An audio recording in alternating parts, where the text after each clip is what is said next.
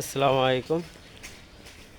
শাহন, আমরা আজকে যাচ্ছি আমার বাগানের সুপারি চারাগুলো বিক্রি করার জন্য। চলুন। হ্যালো ভিউয়ার্স, আজকে আমি চলে আসলাম লাল সবুজ নার্সারির ভিতরে। লাল সবুজ নার্সারির ভিতরে যাওয়ার আগেই আমরা একটা সাইনবোর্ড দেখতে পেলাম। এটা হচ্ছে ভাই ভাই ছাত্রাবাস।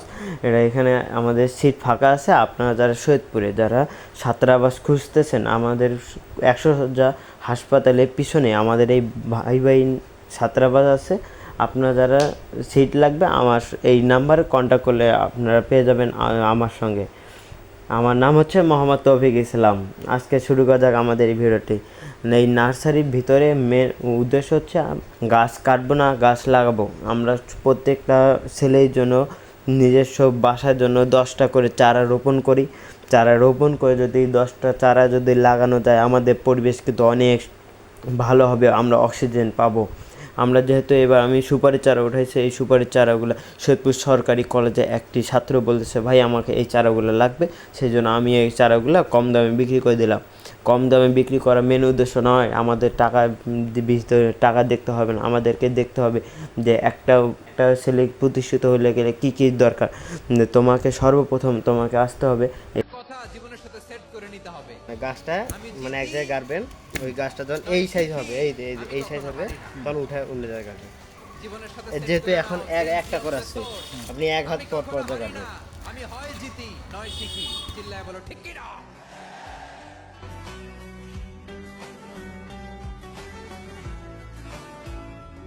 গাছটা মানে ছোটো থেকে তোমাকে ছোট শিশুর মতো তোমাকে লালন পালন করতে হবে। লালন পালন করার পরে কিন্তু একটি গাছ তোমার বড় হয়।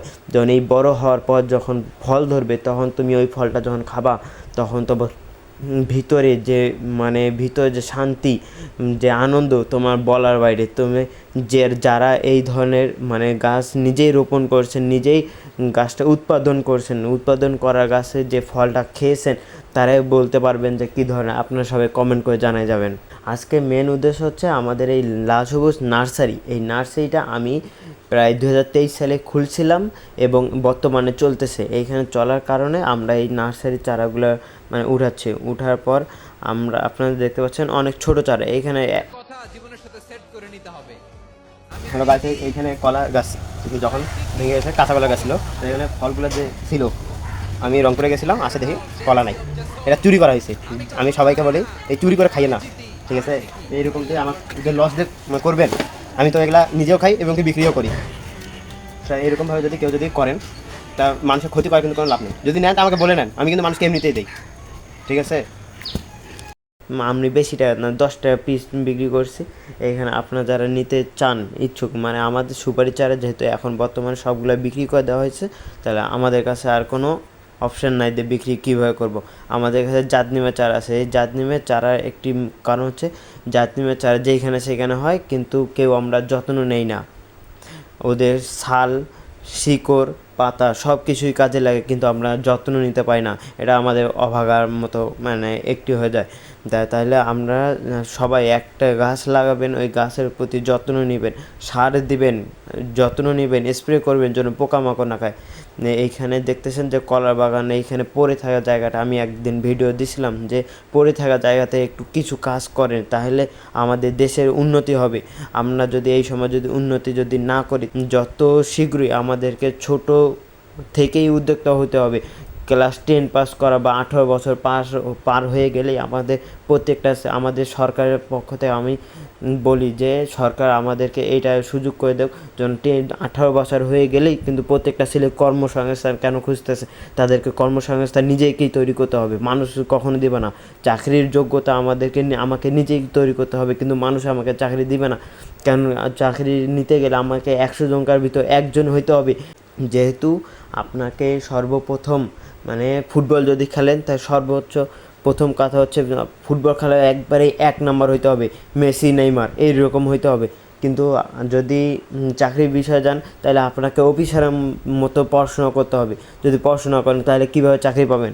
আমার কথা হচ্ছে, আমি নিজেকেই 10টা ছেলেকে চাকরি দেবো, কিন্তু আপনি চাকরি যদি খুঁজতে যান, তাহলে কিন্তু অনেক টাইম লাগবে। আমরা ছোটো কাল থেকে যদি আমরা ব্যবসাটা দেখি বা অন্য কোনো কিছু যদি করি, তাহলে ইনশাল্লাহ আমরা একদিন আমি একদিনের উদ্দেশ্য যদি তার লক্ষ্য যদি সঠিক হয়, ইনশাল্লাহ আমরা একদিন সফলতা পাবোই। তাহলে আপনারা চলে যান, আপনার নিজের যোগ্যতা, আপনার নিজের যেটা ইচ্ছা আছে, ভরসা আছে, ওটা দিয়ে কাজ করেন, ইনশাল্লাহ আপনি পাবেন। এই লাল সবুজ নার্সারি মেন উদ্দেশ্য হচ্ছে, আমরা এই লাল সবুজ নার্সারি 9 টাকা পিস করে বিক্রি করা হয়। এইখানে সরকারি নিয়মে আমরা 9 টাকা করে পিস বিক্রি করি। তা এইখানে কোনো আমাদের লাভ লস কিছুই দেখার বিষয় না। আমাদের মেন উদ্দেশ্য হচ্ছে আমাদের পরিবেশ জন্য সুন্দর, যদিও ফাঁকা জায়গা যদি পড়ে থাকে আপনারা লাগাই দেন, আমার কথা শুনে একটু লাগাই দেন, আর তাহলে পরিবেশ ভালো থাকবে এবং কি আপনি ফলটাও পাচ্ছেন। ফলটা পাওয়ার কারণে কিন্তু মানে আমাদের যে অক্সিজেন কিন্তু আমরা এই গাছগুলো থেকে পাবো।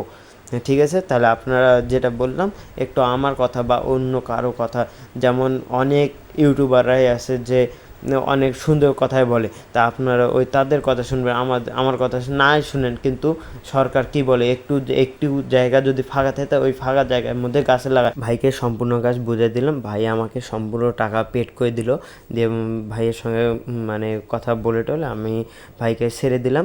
তা আপনারা যারা আমার এই ভিডিওটা দেখতেছেন মানে অনেকক্ষণ ধরে, প্রায় 6 মিনিটের মতো, এই ভিডিওটা দেখার জন্য আপনাদের সবাইকে ধন্যবাদ, অভিনন্দন, সবাইকে আল্লাহ হাফেজ।